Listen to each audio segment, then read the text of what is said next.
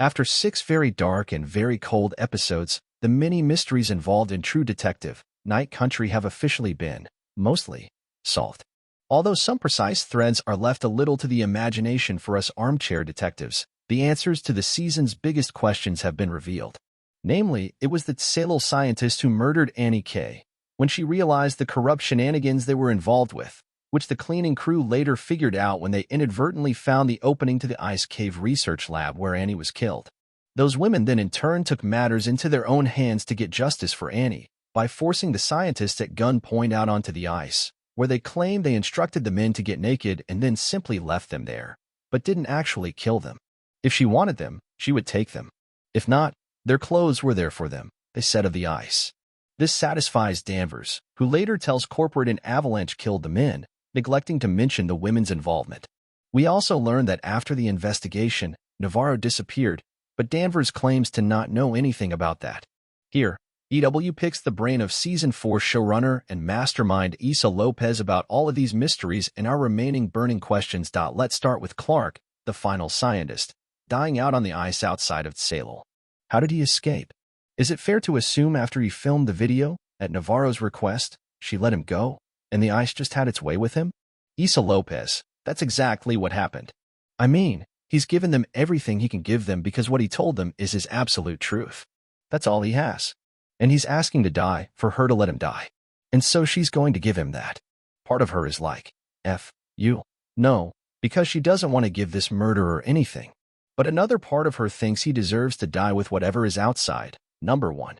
And number 2, she needs the video, and he's willing to give it to her. So he makes the video for her. He cleans up a little, so he doesn't look like he's being tortured. He does the video from a place of honesty, and then she walks out into the ice, later, to find he's dead. So we find out what happened to Annie, and then we find out what happened to that Salem men? Or do we? Should we believe the story the women told? Well, it's just a story, but I do believe that these women took these men and sent them out into the Arctic. What happened to them out there after that? We will never know. Because maybe they just panicked into delirium induced by hypothermia.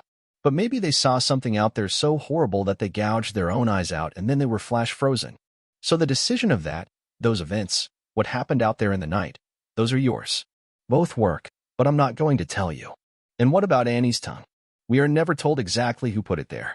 Is it perfectly possible that when the body was found by the community, someone kept her tongue as a gesture of reverence and respect, and knowing that there was going to be an opportunity to come back? Maybe that happened, and they preserved that tongue because Danvers in Episode 2 says there was some cellular damage, and it was weird. It could be because of freezing or not. We don't know. So anyways, the tongue disappears. Or it could be that the tongue is kept in a different place waiting for Annie to come back and leave it there as a sign of this is now finally when she gets to tell her story through the women. Speaking of going out into the ice, we see both Navarro and Danvers also making their own journeys out into the ice to confront their demons. But unlike the scientists, they live to tell the tale.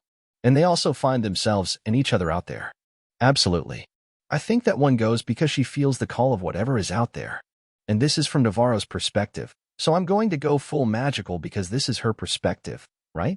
One option, if you're going to go rational, is that she is losing her mind a little. And the Navarro explanation is that there is something out there calling us and we go. But what's calling her is that female principle that is waiting in the dark, in the ice. But that principle for her is not destructive. For her it's identity that she's embraced, and she receives her name, and now she's free. So she has to face the thing that she fears the most, which is, am I losing my mind? Am I cursed? Is this going to kill me?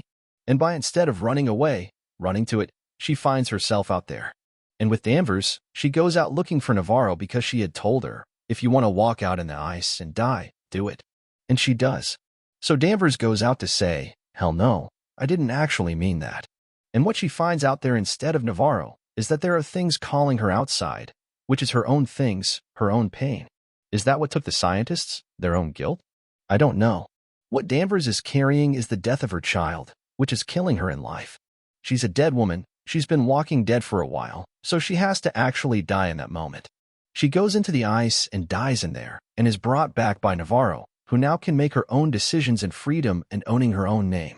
So she's brought back to life, too. She goes through that to be able to then talk about what happened and cry and break down finally about her loss.